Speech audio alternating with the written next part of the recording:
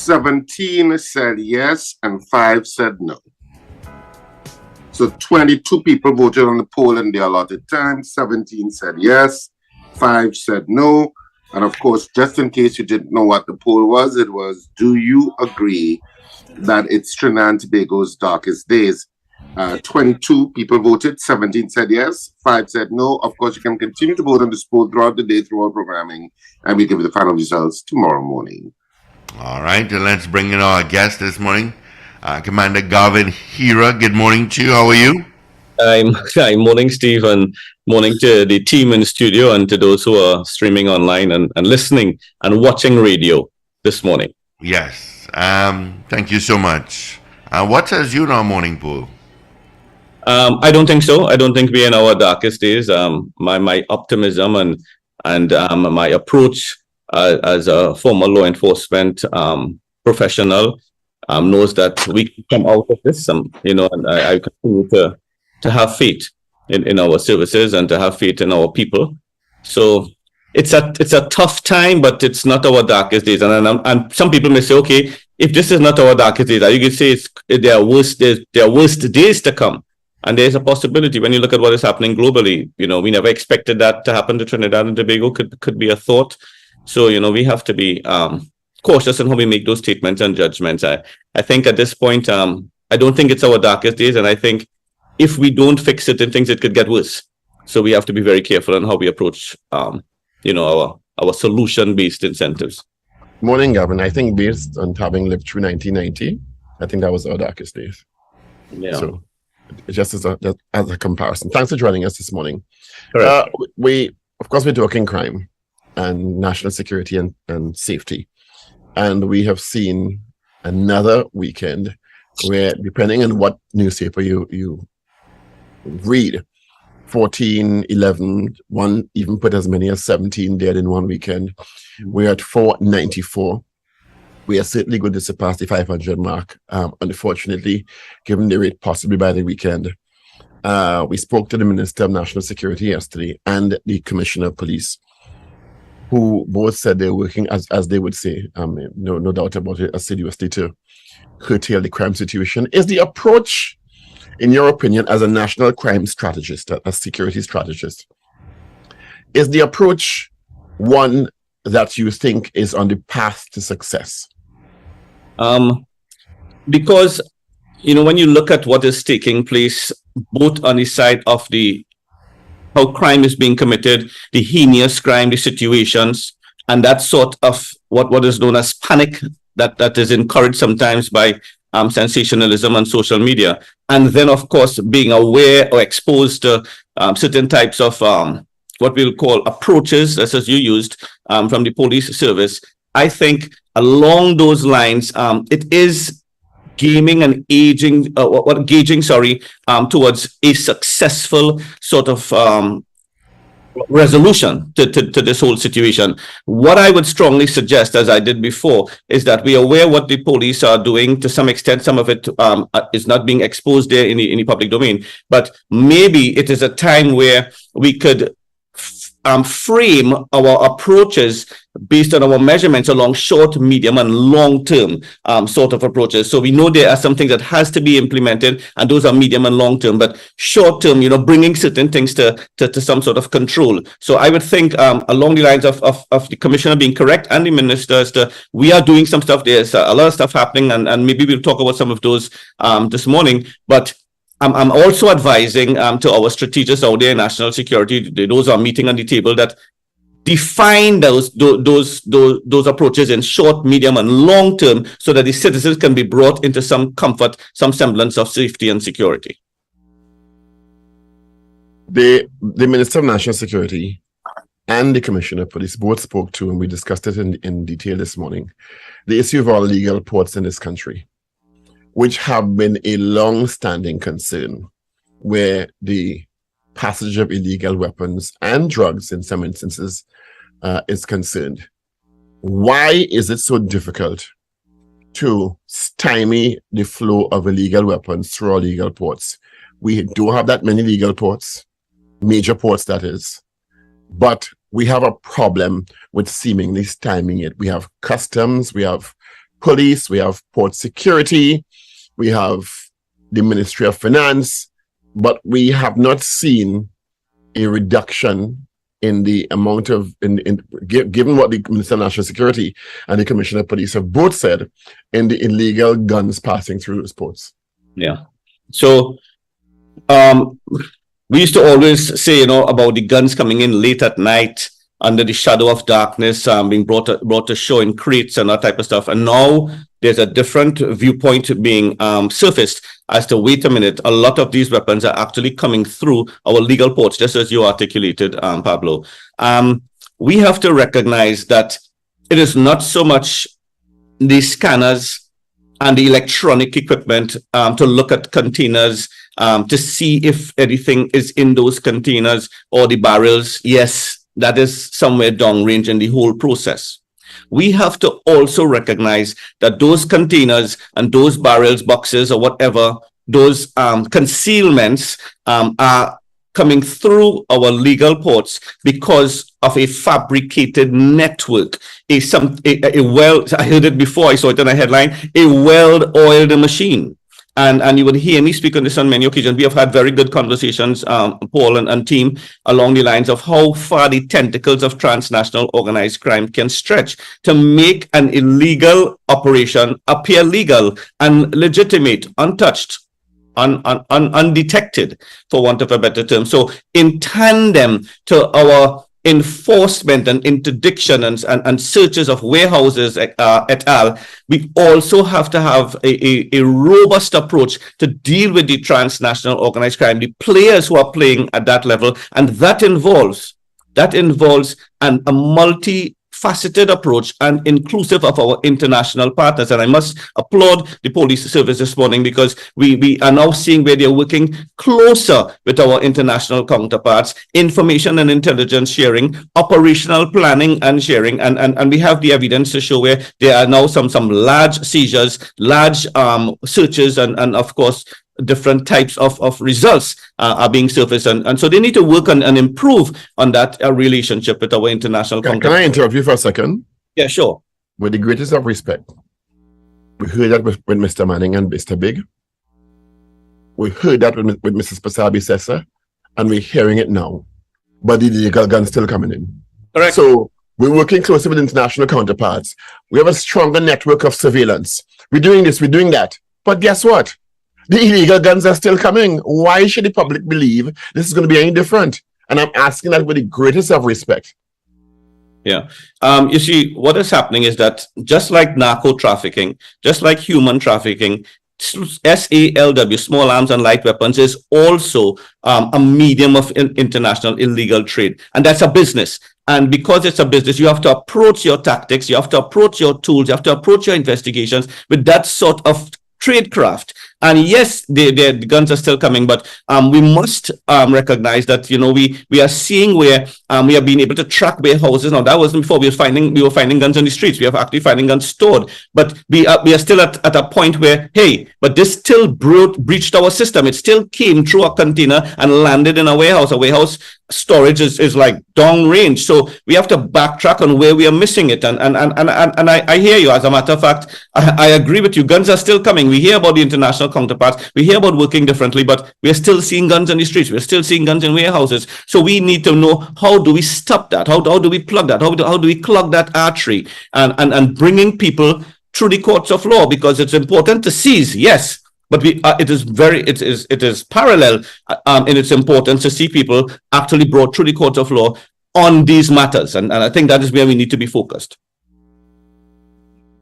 And when I mean our planners. Yeah, you talk about transnational crime, and sometimes, we have discussed this issue for years on the Power Breakfast Show, and the issue of crime, of course, has been a feature of the Trinidad and Tobago landscape for, a while now, so that people are almost desensitized to it. And your level of horror seems to grow. You think nothing can dip lower, and then something dips lower, and you're like, wow. But this issue of transnational crime, are we serious as a country in really tackling it? I hear what you're saying in terms of the infrastructure, But obviously, there's complicity with the national security infrastructure by some rogue players there that is allowing transnational crime to flourish. Yeah, one would wonder how powerful are the players in this transnational organized crime corridor? Because we experts, people who are aware of how, what I'll call how destructive such operations can be against a society, against its socioeconomic structure, are aware of it, but others aren't. And I think more priority needs to be paid towards transnational organized crime and where it is involved. Because what they do, what the planners and the strategists do in that space is that they provide and position people into key areas to ensure free flow, to ensure facilitation.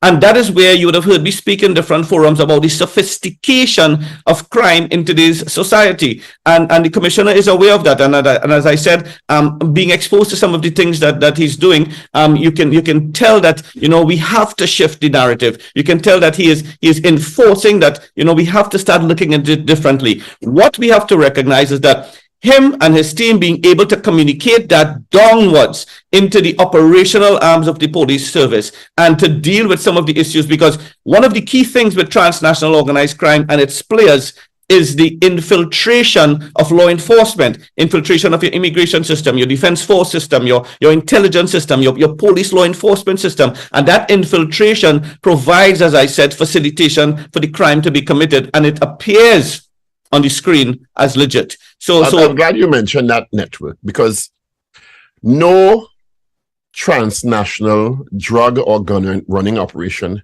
can be as successful in any jurisdiction as it seems to be in Trinidad and Tobago without the complicity of senior customs officials. Yes, I said it. You said it. Yes. I ain't call no name, but senior customs official, because you have to be endemic in the system to be able to pull them kind of strings. Can't be no junior person. 4 decades. And it seems that these people are insulated at some level. Mm-hmm. We, as you said, we're aware that you are a lecturer and a professional in strategic planning. Gang chart. Export from point A, systems they are breached.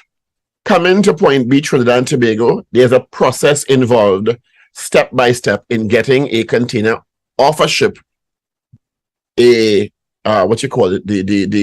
record of what's on the ship, the number of containers, who they're attached to, who signed for them, who is the importer, who is the broker, who is involved in at the senior level in customs in authorizing clearances, the system used for search and also eventual clearance payment to the Ministry of Finance and out into the streets to deliver goods and services and illegal guns, quite frankly, to whoever has them here. There's a process involved there.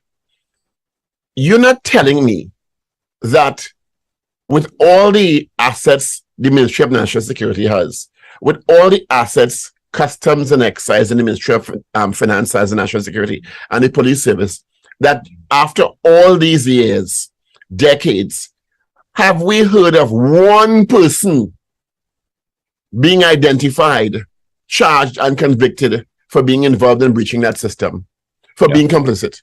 One person.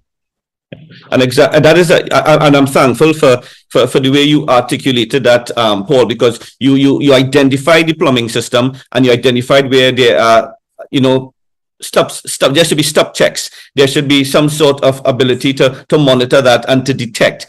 You must also recall that there was a time when there was a territorialism as to our systems, be it agencies that are involved with the import-export trade. People wanted to control their perimeter as to their movement of documentation and that what is known as systems integration, that technological ability to access and to find information inside of there. So that is why it will take a different sort of approach in the investigations. And I raised it earlier again, transnational organized crime and its sophistication involves that type of investigation, both covert and overt. Surveillance, to surveiller, out of French, means to watch over to have that ability to be able to look into both covertly and overtly in its detection. So, as I said, we are seeing some operationalization in order to bring people before the courts of law regarding seizures. What we need to see, as I said now, is that is increasing, escalating our operationalization along the lines of cyberspace systems, looking into the documentation, start to finish, cradle to grave, as we used to say in the old days, because these things also have what I call legitimate fronts that you can look at with regarding documentations and rerouting of movement, fast tracking of documentation that is not seen in order to have things go across. Stamps are received, signatures are on those forms, but you don't see it in the front line. Those are things that happen in the background. So that is part of the sophistication where we can present documentation and you can have access to that. But behind the scenes, there is a deviation and a rerouting of documentation that is affording certain legitimate operation. That is how sophisticated this thing is, and it's big money and it's big players. So therefore, my advice is applaudably to the police service. We know that you're doing some good stuff and you're working with your people and you're trying to address this issue, but understand that the tradecraft needs to change a little bit to deal with the unseen along the lines of tracking from the aspect of in that space of cyber and to documentation and a different type of approach for the investigations. So having said all of that, it is very important to know that we have to adopt an approach of crime reduction. And right now, whatever we do, all ministries, because customs is Ministry of Finance, we are still talking national security. We have to see how are we implementing strategies towards crime reduction. And the main thing here is the importation of illegal arms and weapons. And I want to speak about the firearms interdiction unit and my advice to that, but we can use that as another point coming forward. It gets you a little depressed because you're itemizing a lot of the stuff that's going on behind the scenes and how broad and expansive and sophisticated it is. And you're like, are we capable of dealing with this? Is there the political will to deal with all of these issues and the disruption that surely must occur in terms of disrupting transnational crime in Trinidad and Tobago? Basically telling them, go elsewhere, not here. And how easy is that to achieve, or how difficult is that to achieve? It seems pretty difficult from the level of sophistication and how embedded it is in terms of what you just articulated. Yeah, I think I'm not too sure what happens behind closed doors in the swivel seats. But I know that there is a political will, because as a matter of fact, Trinidad and Tobago is crying out for some sort of action. I know the police service, for instance, would like another chance at this bail amendment to be able to work with that, because a lot of the issues are repeat offenders. Recidivism has also shown itself with those on the ground. We saw what took place with our neighbor in Jamaica, and they put their foot down and started making some very strong, stringent sort of approaches to deal with penalties. And I know it's being looked at. But those kinds of penalties, if I may interrupt you, Gavin, the issue of the bail amendment bill, etc., is really dealing with the smaller players. It's not really dealing with the transnational players, which is where the genesis of the problem originates. No, you're quite correct, but there has to be a holistic approach that deals with all levels. Because yes, you see, if we deal just focus on the head or whatever, there needs to be an approach and a focus there. We agree with that, but there has to have the trickle down effect where there are certain implementations rolling out at all levels. And I raise those points to show you that from a political will, it is necessary to address what needs to be done. I'm hoping that there is some sort of communication taking place at the heads of security, maybe National Security Council with the commissioner, and he's advocating his cause as the need to do these things, because he needs the support politically, but he also needs the support interministerially in order to drive on the agenda. And that takes a sort of governmental approach to reducing crime, because we are not looking good internationally. A small country like us being able to put our finger, our thumbs on the button and realize, hey, this is where it is. We can bring this under control. It's about time we bring it under control. Are we bringing this under control, or is it beyond us bringing it under control? Just as you alluded to, Richard, because We have a society. We have people, as I speak here, and I don't want to cause panic, but we have people here in this country. I had a conversation recently with a former academic, and he said, Gavin, I get my kids out. I'm sending my children out because I don't know if there's a future here in Trinidad and Tobago. I can't send them out to socialize anymore. My son went out to a function last night, and I'm up until he returns, and he's talking to me throughout because you are so on edge, and society has been brought to an on-edge state. And we're not talking about some of the crises that we saw yesterday with the flooding and all of that. We're talking crime and criminality and security. A secured nation stabilizes itself for future growth and development. And if it is that we are not secured, we are not stabilized. And that is something that needs to be on the tipping point. I must say, on the tip of our lips and on the tipping point and the think pattern of our decision makers. So from a political standpoint, I think more attention needs to be given, one, and two, our country needs to hear more. We need to hear more. It's not just press conferences, guys. It's not just we're working together. They need to hear by visibility. We are visually stimulated, so we need to hear by seeing. Basically, But to Richard's point, Gavin, and I don't discount, I guess, the Attorney General has said he's going to bring back the bail amendment bill in a different form that may be more palatable to the Parliament as a whole. It possibly being a tool, if presented in the right way, to deal with the persons who are on the ground. But I have said over and over, given our murder rate and the utterances of the Commissioner of Police, that so many of those murders are gang-related and reprisal killings, they are being replaced at the rate of 300, 350 every year. What is not happening, as you said, at the different levels, while the ground level is the one on the front page of the papers because of the obvious mayhem they're creating and havoc in society on a daily basis. We're not seeing a commensurate attention being paid or result where the middleman and the senior officials are being, or the senior business officials are concerned. We're not seeing that.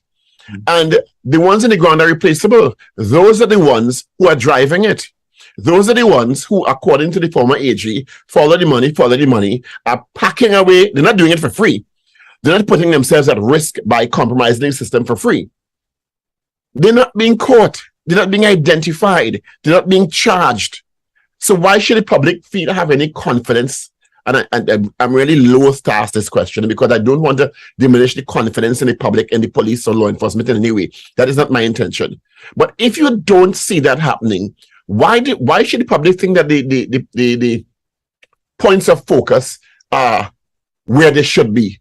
In addition to the low-level operatives on the ground, the street boys as they call them, the middle players in key positions having infiltrated or worked in customs and excise for years and allowing the crap to pass, or senior business officials in the country who are really the masterminds behind this connected to the outside players.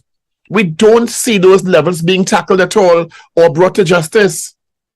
Yeah, and I have to accept what you're saying, and that is true. And because of how this thing is structured, it is directed, dictated, and detailed in such a way that those at the lower level are the ones that are going to have to pay the consequences. We are going to roll over, turn the page, and continue. There's a recruitment, for instance, at this level of transnational organized crime, that removal and replacement. How is that solving the problem in the long run? Because the major players who are the drivers of this are not being identified, or if they are, they seem untouchable.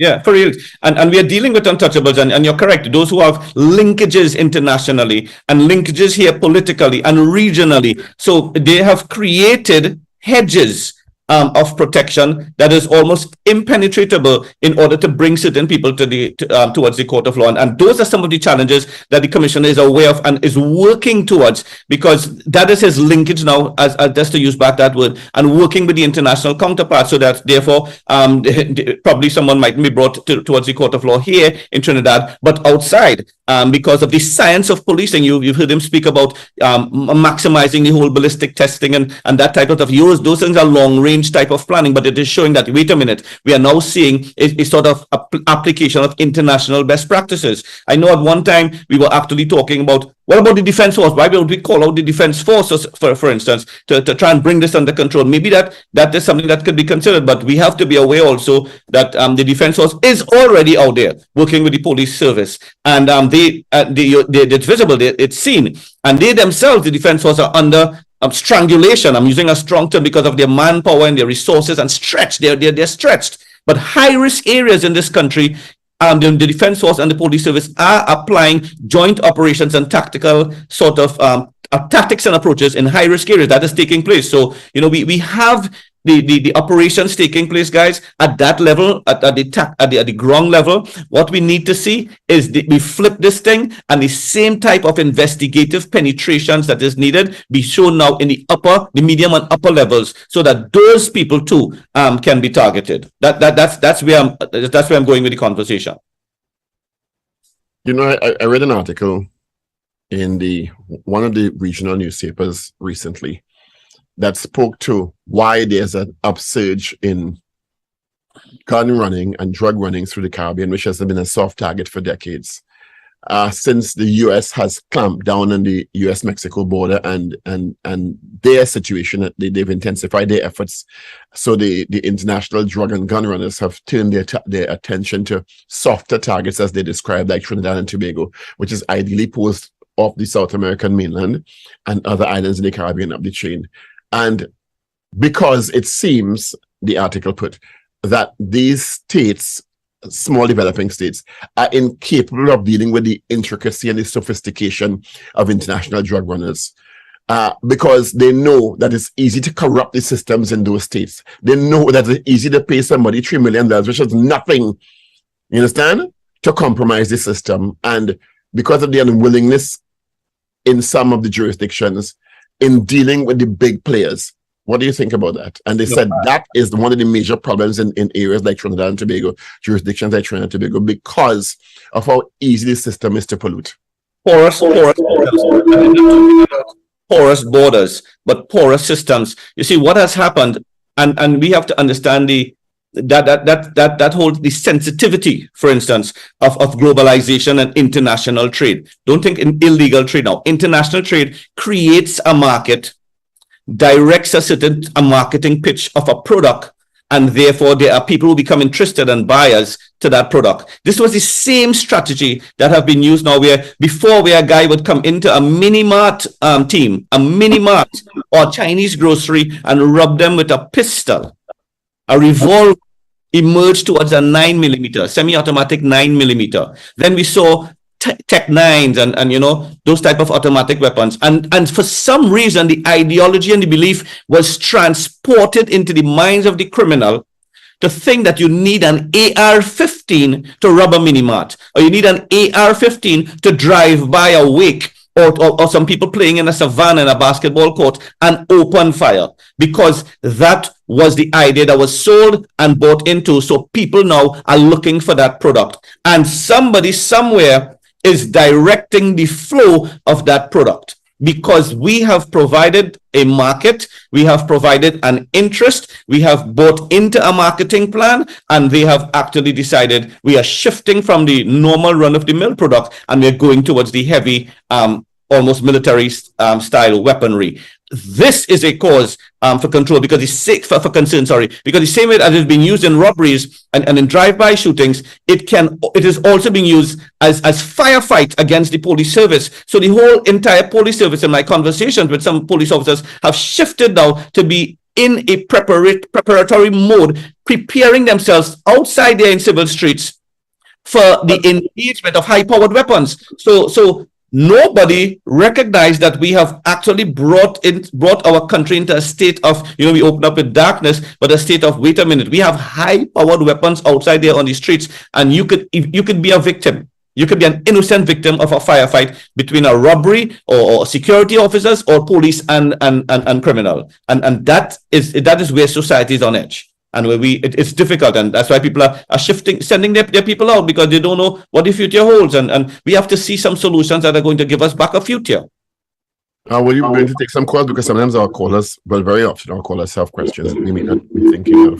Sure. We can open the phone lines. The kinds of bodies we're seeing discovered, we asked this of the Minister of National Security and the Commissioner of Police, and they both responded to the affirmative, that there are obviously transnational agents operating in Trinidad. The Minister of National Security said or maybe it's the police commissioner, that they have, I think it's the police commissioner, they've identified Venezuelan gang lords, well, gang members here, let me not say lords, and have arrested them.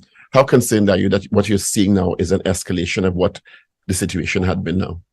Well, I'm not going to open that question, but I told you so. But I'm going to open that question, recognizing the fact that when I was speaking a couple of years back on the mass migration, and I spoke about the skill sets that were coming over, and we talked about advancing the blue collar agenda with carpenters and electricians and nail techs and landscapers, the full works, masons, you name it. In that same flow, there were also criminals and members of the mega bandas, especially out of Delta Amacuro, and what is happening out of Caracas and that migration towards the rural areas. And then from the rural areas, they were finding places to go because they were being closed in. And there was a cross-fertilization, and I warned, between the Latin American criminality and the Trinidad criminality, and something would start emerging in the middle. So yes, there are criminal gangs, Venezuelan criminal gangs existing outside there, and they are harboring and they are grouping, and police and the police officers and the law enforcement is looking at it, maybe not strong enough. I'm thankful that the commissioner is aware that this is happening, and he's engaging the intelligence agencies to focus on that. That is a problem.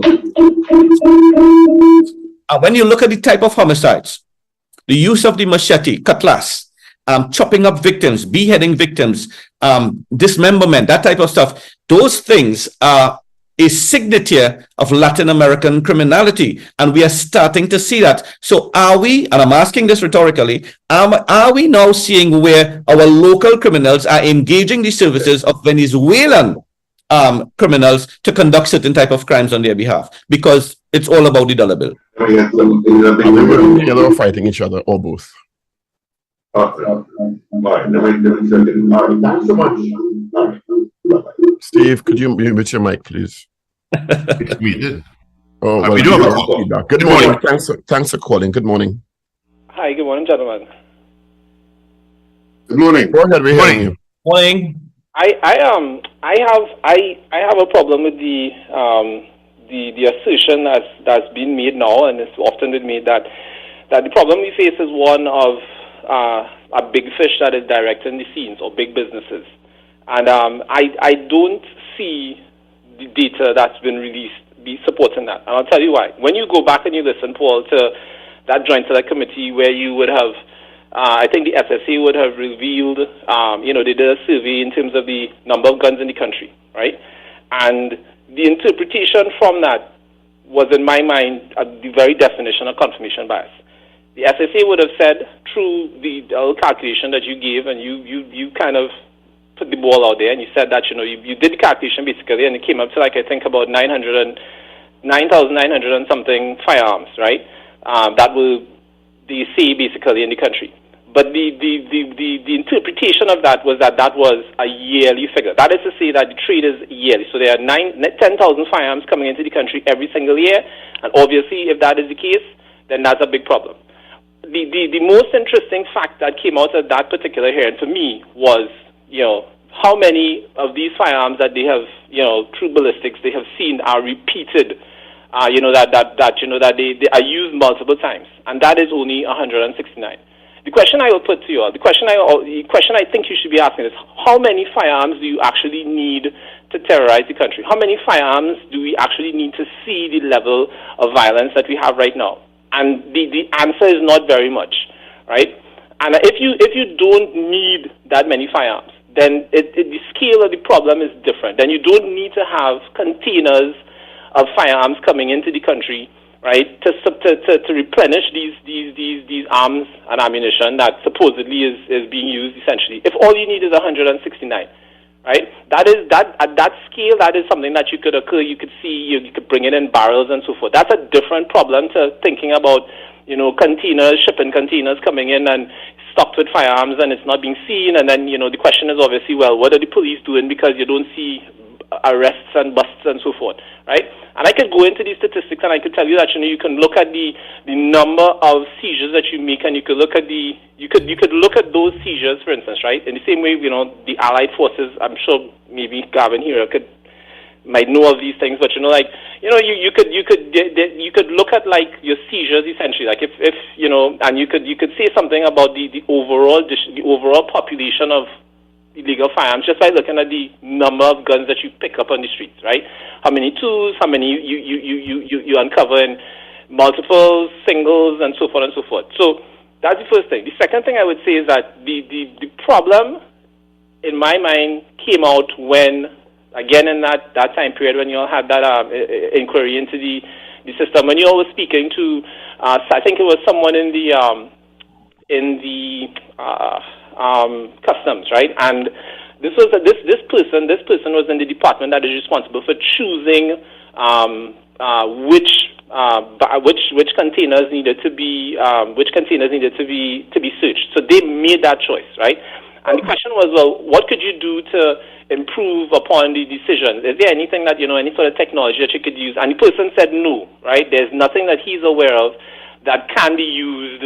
It has to be humans. And obviously that is patently false, right? So they are not, those people that are making that determination aren't aware of, like, machine learning, the type of things that Mr. Hero was talking about earlier, that, you could use computer systems that you could use to detect patterns, and, you could look at documentation, and you could cross-reference that with other databases, and you could see, for instance, well, this is something that needs to be flagged, right? And that person in that department had that particular belief, and they also said that they were understaffed. So that in my mind is the nature of the challenge, right? It's not that we have this sort of a sinister system, this thing where you have, unknown forces that are pulling strings. You don't need to have that, rather, I should say. To have the problems that we're seeing, you don't need that many guns, right? And you don't need to have this sort of a systemic, like high-level officials and shady corners, talking to people in Mexico and making these kind of big deals. What I will say, Derek, guardedly, is that not all the information that came to the Joint Select Committee could be broadcast. And Gavin will know what I'm talking about. So when I make statements, it's very often based on information that I cannot broadcast. Yeah. If I may, though, Derek's points are very, very applicable, because thank you, Derek. It shows the holistic sort of issue that we are dealing with from all edges, all corners. And his comparison of a small amount of weapons as to a large amount of weapons is very true. It's honest, because we always talk about a handful of, and people have used the word pest, I don't like to use that, but a handful of individuals in a community has a whole community under a curfew, and we understand that ratio. But then that also presumes that criminals or the different level of criminality are sitting down and saying, well, I only need 200 to create this mayhem. And 1990 proved to us that we don't know what they're stockpiling for. We don't know how many are coming to the country, and presuming that you only need a certain number to do what we see now presupposes that there's not a much larger issue, because the kind of weapons that are coming in and the stockpiles that some have information that are available, that are here, is a totally different matter. What they're using or what you're seeing on the street could be a far cry from what somebody's hiding under a house. Don't lose the thought of agenda. There is an agenda. And that's why I say that without saying too much. Correct. They may not need it, but that doesn't mean they don't have it. Correct. We have the phone lines open. You can call and make contributions. And as I said, there are several things that the SSA came and displayed to the Joint Select Committee that could not be broadcast for national security reasons. Guys, I have until 8 o'clock, so with all respect. So what do you think is the way forward? I mean, the question is, I mean, the rate we're going at, I mean, as Richard said, we're so desensitized now that we're going to, the media are going to identify the 500 mark, but the people who dead can identify the 500 mark. And when you're seeing now they're spraying bullets indiscriminately, like they don't seem to care if a 3-year-old or 5-year-old or 9-year-old gets killed. It's a different mindset. That's a mindset and a pattern we never saw before in society, where there was a respect for children and for women. And now we're seeing a blatant disregard. So I would think strongly, the commissioner, as he would have said, is to enforce his short, medium, and long-term operational planning. We are going into the Christmas, guys, don't lose it. We are going into the Christmas season, which dovetails straight into the carnival season. So we are looking at an extension all the way into 2023. And crime and criminality has a pattern based on seasons to increase. So it should be proactively on the table, some planning regarding the possible increase in crimes and robberies, home invasions, a new one that we're seeing a lot, those burglaries and break-ins. So I'm hoping that there is some sort of strategy regarding the philosophy of how we treat with that type of policing. And yes, the engagement of our defense forces is applaudable. We're thankful for that and understanding the times that they're going through, but their support to the civil power, aid and support to the civil power is always recognized as the national drive to reduce crime in country. So we hope and wait to see some sort of solution being applied. And I'll be happy to have another conversation at another time, probably with a joint panel maybe, to offer, what we suggest could be some quick low-hanging fruit that might be applicable. All right. Good morning, caller. Yeah, good morning. I just wanted to ask Captain in his estimation, what would it take? Like Steve, you mentioned your friend who was hijacked outside the gate. Mm-hmm. In what would it take to bring that we can get a response to crime, the police at your doorstep in a certain amount of time? I know the commissioners have spoke about the grid system where, people who face in general crime, I call and there's a turn up. What would it take to get the police to that performance state then? And what would it look like? And what kind of investments do they have to take? Is it longer training? Is it holding the commanders in each area accountable? In what way is that? I always want to know this thing, because this lack of confidence that if I call the police will show up in time, or find them down the road. They broke into homes, the fellas drive down the Eastern Main Road. The confidence that people break in to homes now is just amazing. And I would like to hear from your professional point of view how you see that rolling out. Thanks. All right, buddy. Thank you.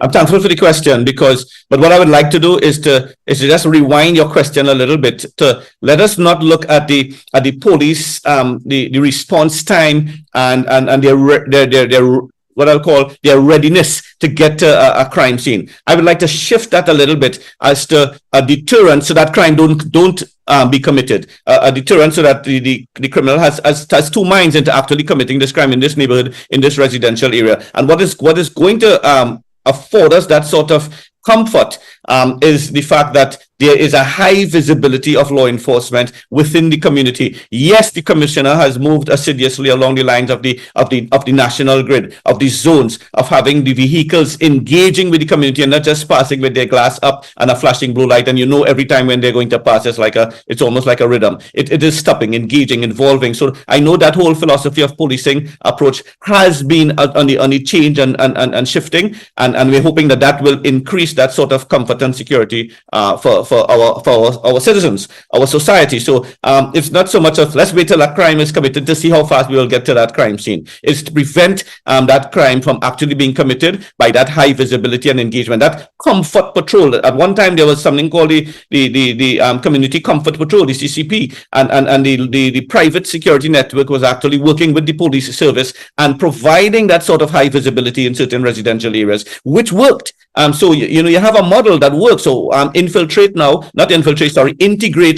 two working models and come up with something in the middle, because we have heard it, and the caller alluded to it. We have heard it every time a crime is committed and they jumped into a vehicle and sped away, or they left with a great teeter, or they ran to a waiting vehicle and drove away. You're always hearing that. Where are they? On the streets. So they are driving away from crime scenes on the roads. And the best way is to start clamping that back down with your choke points, with the national grid, with the use of the command centers, with the readiness and the hunting attitude of our police officers to utilize all of that to deal with the issues. But I'm saying, let's don't wait to have to deal with the issues. Let's approach it in such a way that we will deter the criminal from thinking of committing a crime, or deter the whole aspect of crime by an approach of crime reduction holistically. Guys, I've reached my time. Yeah, we have reached our time as well.